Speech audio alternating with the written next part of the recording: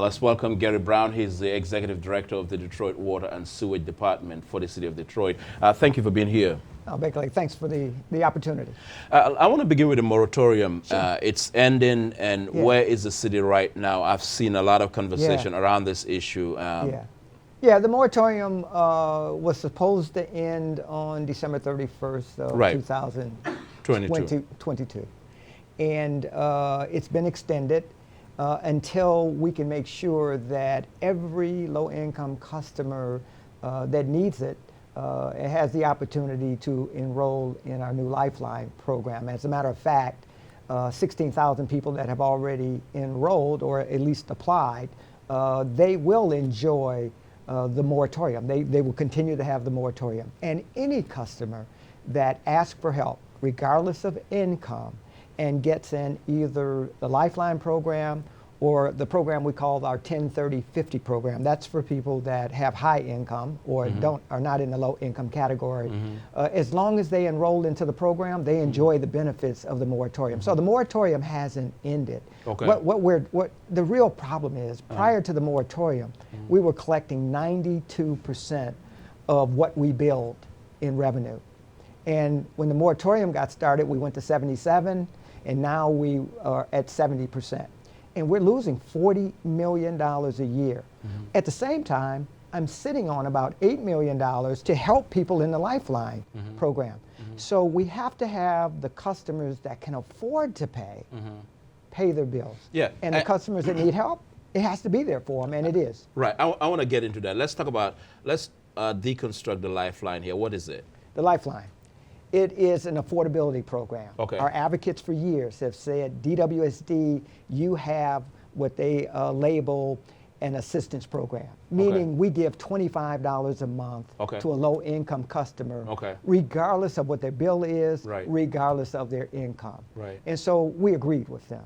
And we basically said, we're going to give customers an affordability plan. We're going to charge them 1.8% of their household income.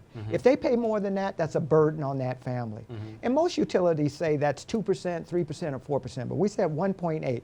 So you take a low-income customer that may be on assistance food stamps, and they have a family of 4 making $36,000. We ask for 1.8%, which is $18, all in. Water, sewer, drainage, complete bill. And we've already got 16,000 people that have applied. We already got 9,000 people that are receiving their $18 bill. And that's the difference between an assistance program and an affordability program. We're charging people based on what their household income can afford. And I'm looking at the salary scale. We still have people who are making $25,000 a year within the federal poverty guidelines. So they're still left out. You cater to them? They are absolutely in the program. If you have a family of 4 and you're making $25,000 a year, you qualify for Lifeline. And so we have 3 tiers to the program. The first tier is low income that I just described. And then if you're moderate income, or let's call the next category low income, you pay $36 a month. And your moderate income, you pay $43. Now the average bill in the city of Detroit is $80. That's the average bill. So all 3 tiers, depending on the income. But you know, to our surprise, 65% of the 16,000 people that have applied are in the $18 category. So, and I think overall too, with when it comes to the shutoffs, which I think has been a big issue here, is that, you know, there's always been this critique that you shut off water on poor people, but we do have commercial companies, buildings that, you know, commercial buildings in this town that owe millions of dollars, and you know, they don't face the kind of punitive enforcement that the average Detroiter faces. I heard that just yesterday in an ACLU court hearing in front of Judge Hood. It's absolutely untrue. We collect in most months sometimes 110% more than we bill from our commercial and industrials, because we absolutely do shut them off. We absolutely do sue them. We absolutely do put them on the tax rolls. We don't put our residential customers on the tax rolls because it would exasperate the foreclosure rate, and that would just be defeatist. We want to grow our are market-based. We don't want to have people lose their homes. So we don't put residential customers on the tax rolls. We put industrial and commercial accounts. We sue them. We don't sue our residential customers. That would not be But fair. are they sued because it's already in the media that so-and-so company owes water bill and have not paid? That so-and-so, you know, that building downtown owes water, and it finally comes to light, and then you taking action? Nothing can be further from the truth, because and I challenge you and anybody in the media, find me that building in the city of Detroit that's a commercial and industrial customer that's not being pressed to pay their bill through lawsuit if necessary.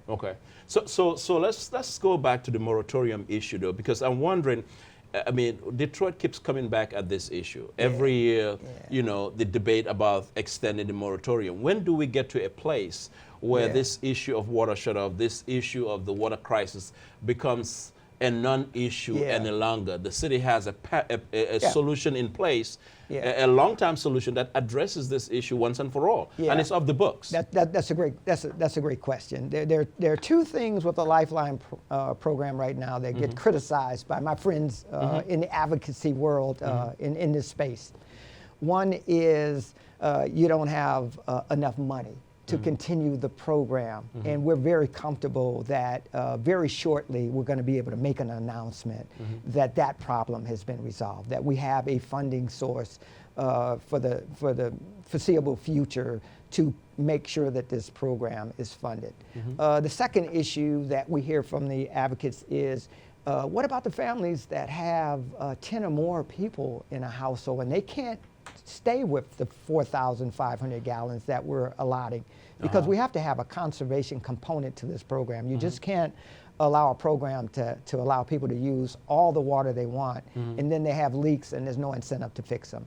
And so we're going to announce within the next week or so a program that addresses large families and giving them an increase in the amount of water that they can use and still maintaining an $18 fee. So those are the two criticisms of the program, and we think that our water advocates are going to agree we've come up with a viable solution.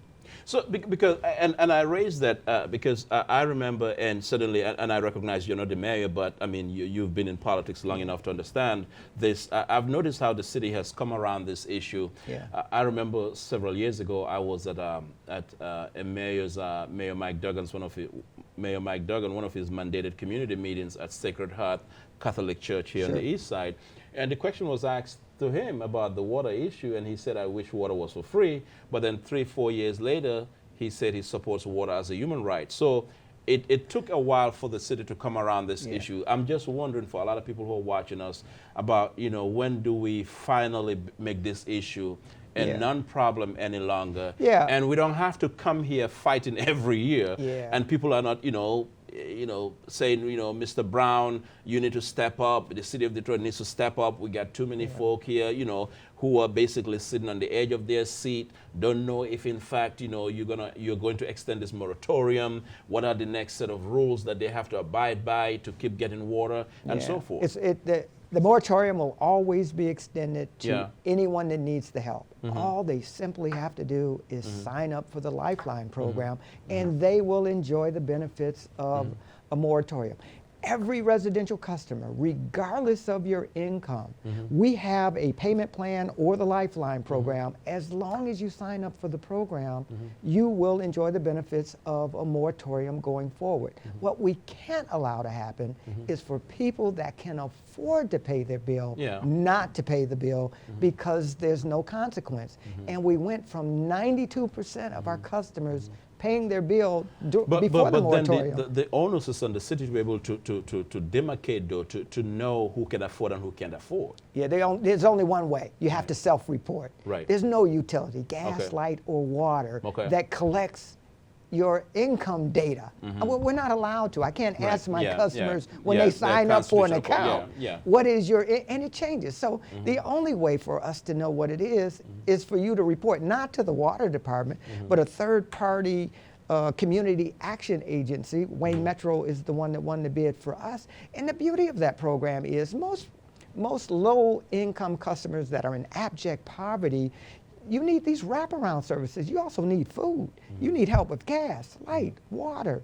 You need clothing. You need housing. And when you sign up for the Lifeline program, you get the benefit of these wraparound services to also help those families. One critic that I saw out there in the media recently was that how you're rolling out in terms of just the moratorium extension, that the advocacy community is not that involved. You know, it's like you're keeping information to yourself. Yeah, that was true at one point. Okay. That we did not reach out to the advocacy. I take full responsibility for that. Okay. But I can tell you today, Things are changing. Things have changed. You know, we the people of Detroit. Okay. We don't walk hand in hand and agree on every point. But and on you this, should not. Oh, You no. yeah, we should not they, agree. They play a role. We don't see eye to eye. We don't have to see eye to eye on everything. No, they play a role. Okay. They're advocates for an issue. And they play a role. They shouldn't see eye to eye. So I want to move to the basement flooding. Yeah, sure. I've gotten lots of calls from senior citizens on my radio Yeah. program on 910 about just the basement flooding, people needing help. And for some folk, it's difficult when you tell them to call an 1-800 number, FEMA, and nobody's going to pick up. I'm just wondering, though, some of this falls under your purview as head of the water department. What is being done? What kind of relief is being granted to seniors who are having their basement flooded every now and then? Yeah. Well, certainly when the flood first happened, the city was very involved in going out and helping to clean out basements and making them safe.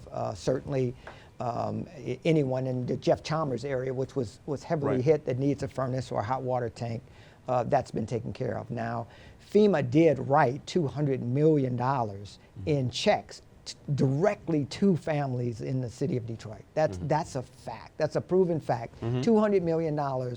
If, let's say, lawsuits had have been